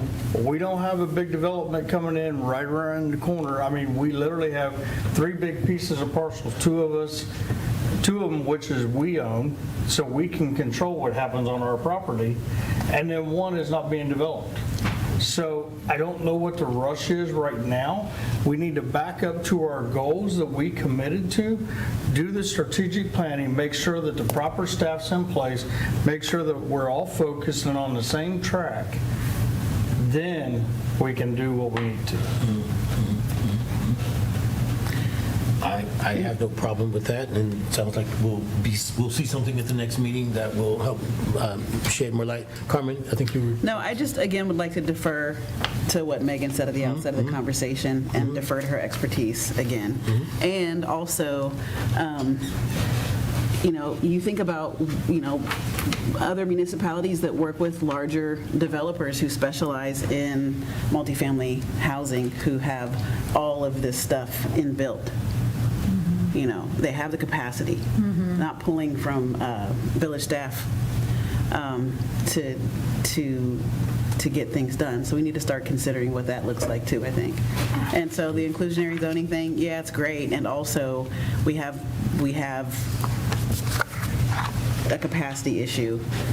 And I think it's important that we listen to what Megan said regarding pursuing it. So for me, it's a not right now. Which one thing is not right now? The zoning? The inclusionary zoning. Yep. It's a not right now I thing. think going back to the question of should it be assigned to planning commission, because Susan Stiles was the one who was asking the council that she put together a letter, and it's come up several, for a couple of months. I think the whole time I've been here, so 10 months now, that she's brought it up. And we just kept kind of saying, where should it go? And so it would be good to have, clear direction if we're pausing on it for now. So, I think that just kind of going back to what Gavin said, the end piece of it is that it does ultimately come back on village staff. Correct. And so, is this something that Susan and Planning Commission would pursue independent of, zoning, of you specifically and Johnny? Okay, I don't see how that's real. But so when I say pause, I mean pause. That's my opinion. That's how I feel about it. So I want to add one more thing, and then I think we should take a vote on this, honestly. But I will say, to the point about what's the rush, we lost an opportunity on the south side of town. We lost an opportunity with Spring Meadows. We don't always know what's going to come up, what we're going to annex and whatnot. So, we should have done this a long time ago, in my opinion, something. But anyway, I think we should be clear as to what Meg just said about whether Planning Commission is doing anything or not. So. All right, yeah, and I'll say this last thing before we call the vote. Again, the vote will be, are we asking Planning Commission to work on this? And it sounds like it's sort of a hybrid. Yes, Planning Commission is going to be perhaps charged to do this, but it can't be a thing where it's sucking more time from the staff that's currently busy with other things. And I guess I want to say I cannot at this moment say that I'm familiar with every jot and tittle of the report that Susan Stiles did in the past. But if we're asking for more work to be done, I don't expect to see that report back again. As I did the research, no need to say anything else. That is not acceptable in my opinion. Again, having not committed to memory everything in the report, but we're asking, when we talk about incremental changes to zoning code, inclusionary housing, just as a mindset, I think we're asking for something different. than what was done before. All right. A couple more comments, then we'll call the vote. Yeah, I think I'd be in the boat of like, let's put it on hold for 6 months in terms of not going to Planning Commission, which is basically a way of saying, hey, we're not saying we don't ever want to touch this, but that I think if we say, Planning Commission, look at it, but no, we can't have Meg engaged, but then what are we going to do? We're going to get reports at Planning Commission from, I mean, Susan's welcome to do more research. There's nothing holding her back from doing it, but in terms of it having a staff review that then we look at systematically, that's the thing that we need from staff. So I would say, I agree with you, Brian, that I don't want to say we should push this off forever because I think things will come up. But I based on my knowledge of our internal capacity, I don't think we're in a position to work on this right now. So I'd say let's wait 6 months and then revisit it.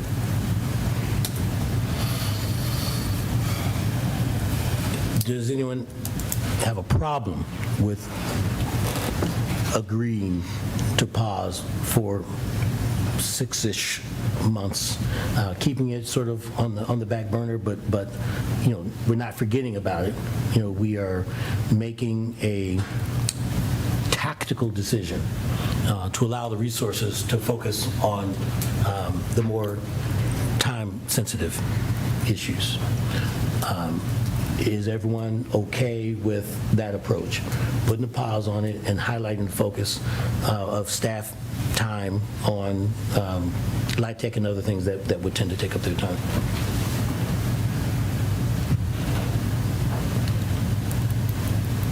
So, all in favor of proposing a pause for a while, and it doesn't have to be formal, 6 months is what's on the table right now. All in favor of doing so, and again, with all due respect to Planning Commission, you will get the work. You know, it just can't cause us more work. All in favor of doing so, please indicate by saying aye. Aye. Aye. Any opposed? I think I'm going to abstain with the idea that I think we're ready to start looking, but I'll be happy to see something happen at some point. Okay. So we are pausing, but the message, I think Gavin says, yes, you can. I don't want to. We haven't given Planning Commission specific marching orders to run out the door tomorrow and start doing stuff. But to Gavin's point, you know, Susan has done stuff, and she can certainly continue to do that. I don't like naming people that way. But I think we're done here for now. Thanks, you guys. Thank you. Thanks. Thank you. And thanks, team. All righty. And I mean, hopefully over time, we do this better, and so then we don't have a backlog. We have a better sense of our capacity collectively, so that when, and I hope you're hearing, like when the other projects come up that are taking time, that we talk about them, so that we know and have an accurate reflection of what we can do. Okay. All right, thank you, everyone. We're now to future agenda items. Boards and commission report. Thank you. I must be ready to go. Because I guess I wanted to ask why I have next meeting's agenda in front of me right now. So, boards and commissions, Brian, sound like you might have some things to highlight? Or you're just doing your regular job and keep me on track?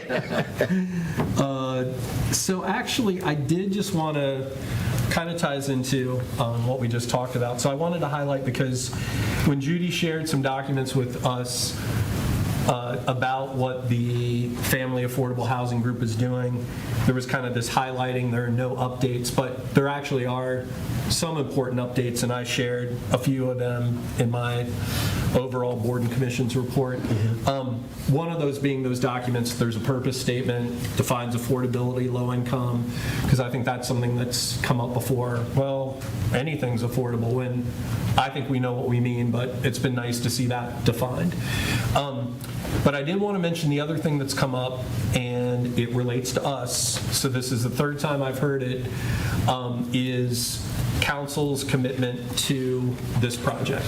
And so some of us may remember, this was when Marianne was still on council. She proposed that we take a vote to say we were committed to seeing this project happen. That got lost in the shuffle. We never did it. St. Mary brought it up, and some of us pushed back and said we were offended. I mentioned that when I was in a meeting with the City of Dayton folks and some of their affordable housing people, they also questioned Yellow Springs' commitment to low-income housing. And then this came up again at our last meeting, is that the elected officials really need to show their political will. I don't necessarily think that means we have to have a resolution, but we have never, and Dino brought it up too in a meeting, right? It starts with us. So I think we need to show that commitment personally. Yep. So do you want to, well, it's not really a motion. Yeah, what is this? But we're talking about, I want to make sure we have the right focus. Is it the LIHTC project at this point, or the broad? I think it's a LIHTC low-income housing tax credit project that we want to see that happen. Yep. That we, as a majority of our body, believe in that. Okay, so there's a question on the floor where the council has the appetite, desire to move forward with the low-income housing tax credit project. Judy, this might be a little bit renegade, but would you do, let's do a roll call vote. I know, it's. I don't know what that means. Just, I mean, does that anybody means have nothing. I think you need a resolution. If you're serious about it, you need a resolution that says, we believe in supporting this project in the following ways, because otherwise you can just wave pom-poms, that would do, or you could give a lot of money, which you are doing and have done. I think you need to get specific about that. I agree. Judy et al. And others. Resolution for next time? Yep, resolution. Any? I think we've made our support for this totally clear. The specific questions of did we support it in the context of the CBE thing, that's where it got complicated. You're But right. we all want to see a LIHTC deal. Everybody It wasn't just about the CBE at this last meeting, though, so I'm just sharing that. Gotcha. if somebody, I feel you. I mean, Gavin, I said the exact same thing you just said. It was the CBE that caused the questions. But to Brian's point, and he's at the meetings, it's about LIHTC in particular. So can you please? Well, what if I work with Brian on a resolution? I mean, I think he's identifying some specific things that maybe others are saying we're not hearing from you as a council. And then that gives council the opportunity to specifically say, well, I don't agree with that, or yes, in fact, I do agree with that. But just a general, I support it, I don't know that. I think that's good. Okay. Brian is in agreement. Brian and Judy work together on the resolution where we will publicly and officially acknowledge that we support. Wait a minute. Well, we'll see whether we do, right? You know what? I do that, Carmen. Thank you. Thank you for that. And I really, just to make for some clarification purposes, St. Mary's does not develop affordable workforce housing. They develop senior housing. If they were to, we would be a foray as an experiment in workforce housing. Typically, it's not on their mission. Yeah. So I just wanted to get that out there. Yeah. So there'll be a resolution, and That we will we consider support it. That we support it, and we a will consider low-income that tax resolution. housing credit Yep. project. In the, Fullest. I was going to say in the Village of Yellow Springs. That's, Right. It may not. We're not going to sneak inclusionary zoning in there. No. So the other thing I wanted to highlight just real quick is I put in that thing about updating the active transportation plan. I think we're all cool with that, but I did try to use our rubric about how to justify an initiative. So I don't know if we need to. Anyone feels like we need to vote on it, but I just tried to put that in writing. So I explained sort of all the things we're supposed to do, why, the cost, that sort of thing.